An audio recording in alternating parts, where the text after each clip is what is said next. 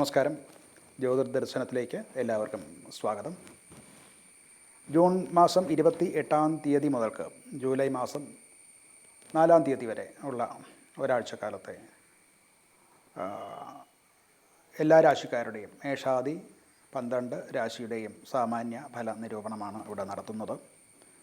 ഗ്രഹസ്ഥിതി പറഞ്ഞാൽ ഗുരു, അതായത് വ്യാഴം കർക്കിടകത്തിലാണ്, ബുധനും കർക്കിടകത്തിലാണ്, ശുക്രനും കർക്കിടകത്തിലാണ്, ശനി മീനത്തിലും, രാഹു കുംഭത്തിലും, കേതു ചിങ്ങത്തിലും, സൂര്യൻ മിഥുനത്തിലും, ചൊവ്വ അതായത് കുജൻ ഇടവത്തിലുമാണ്. കർക്കിടകത്തിലെ ഗുരു ബുധ ശുക്ര സംയോഗം അത് വളരെ ഒരു പ്രത്യേകതയുള്ളൊരു യോഗമാണ്.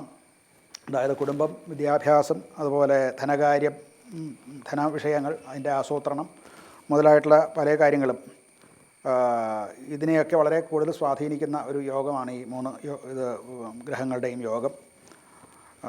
നമുക്ക് ഓരോ രാശികളുടെയും പ്രത്യേകം ഫലം നോക്കാം. ആദ്യം നമുക്ക് മേടം രാശിയാണ് എടുക്കുന്നത്. അശ്വതി, ഭരണി, കാർത്തികയുടെ ആദ്യപാദം, ഈ 3 നക്ഷത്രങ്ങളിൽ വരുന്നവരെ മേടൻ രാശി എന്ന് വിളിക്കുന്നു. അവരുടെ തൊഴിൽ സംബന്ധമായിട്ട് അഥവാ ജോലി, തൊഴിൽ, ബിസിനസ്, മറ്റു കാര്യം, അവരുടെ പ്രൊഫഷണൽ ആയിട്ടുള്ള കാര്യങ്ങൾ നോക്കുകയാണെങ്കിൽ സൂര്യൻ കൂടുതൽ സ്വാധീനം ഉണ്ടാക്കുന്നുണ്ട്. സൂര്യൻ്റെ 3-ാം ഭാവത്തിലാണ് സ്ഥിതി.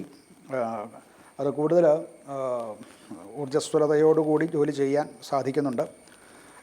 പുതിയ കാര്യങ്ങളിൽ മുന്നിട്ടിറങ്ങി അത് വേണ്ട വിധത്തിൽ പ്രവർത്തിച്ച് ആ സാഹചര്യങ്ങൾ മനസ്സിലാക്കി പ്രവർത്തിച്ച് വിജയത്തിലേക്ക് കൊണ്ടുപോകാൻ സാധിക്കും. നിങ്ങളുടെ പ്രവർത്തന ശേഷിയൊക്കെ നിങ്ങളുടെ ഹയറപ്സ്, അതായത് മേലുദ്യോഗസ്ഥരോ ഒക്കെ അഭിനന്ദിക്കാനും ഒക്കെ സാധ്യത കാണുന്നുണ്ട്. 4-ലാണെങ്കിൽ വ്യാഴവും അതായത് ഗുരുവും ബുധ ശുക്രനും യോഗം ചെയ്ത് നിൽക്കുകയാണ്. വീട്, വാഹനം സംബന്ധിച്ച് പല കാര്യങ്ങളും ചെയ്യേണ്ടതായിട്ട് വരും. അതിലേക്ക് കൂടുതൽ ശ്രദ്ധ പോകും. ഒരേപോലെ ജോലി സ്ഥലത്തും കുടുംബത്തിലും കൂടുതൽ ശ്രദ്ധ നൽകേണ്ടതായിട്ട് വരും. അത് അല്ലെങ്കിൽ ബിസിനസ്സും മറ്റൊക്കെ ചെയ്യുന്നവർക്ക് അവരുടെ ജോലി സ്ഥലം സംബന്ധിച്ച് ഫാക്ടറിയോ ഓഫീസോ അങ്ങനെയൊക്കെയുള്ളതൊക്കെ പുതുക്കുക, പുതിയ ഒരു ശാഖ തുറക്കുക, ഉള്ളത് റിനോവേറ്റ് ചെയ്യുക മുതലായിട്ടുള്ള കാര്യങ്ങൾക്കും ഒക്കെ ആലോചിക്കാൻ പറ്റും. അത് നടക്കുകയും ചെയ്യും. ആലോചിക്കുന്നവർക്ക് നടത്താൻ പറ്റിയ സമയമാണ്. ധനപരമായിട്ട് കുറച്ച് ചിലവുകൾ വരാൻ സാധ്യതയുണ്ട്. വീട് സംബന്ധിച്ചും വാഹനം സംബന്ധിച്ചുമൊക്കെയുള്ള ചില അഡീഷണൽ ചിലവുകൾ വരാൻ സാധ്യതയുണ്ട്.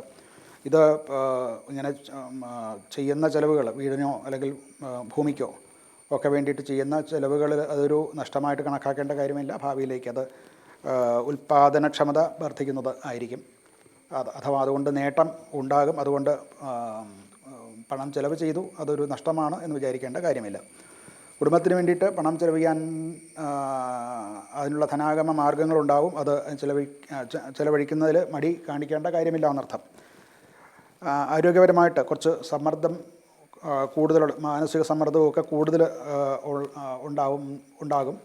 അത് ജോലി സ്ഥലത്തും അതോടൊപ്പം തന്നെ കുടുംബ കാര്യങ്ങളിലും ഒരേ സമയം ജോലി ചെയ്യേണ്ടതായിട്ട് വരുന്നു എന്നുള്ളതുകൊണ്ട് അതിൻ്റേതായിട്ടുള്ളൊരു സ്ട്രെസ്സ്, കുറച്ച് സമ്മർദ്ദങ്ങൾ ഒക്കെ വരാൻ സാധ്യതയുണ്ട്.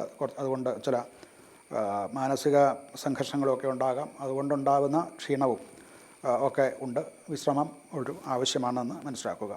കുടുംബപരമായിട്ട് സ്വന്തം അഭിപ്രായം കുടുംബത്തിലുള്ളവരെ മറ്റുള്ളവരെ കൊണ്ട് അംഗീകരിപ്പിക്കാൻ, അഥവാ അവരംഗീകരിക്കും.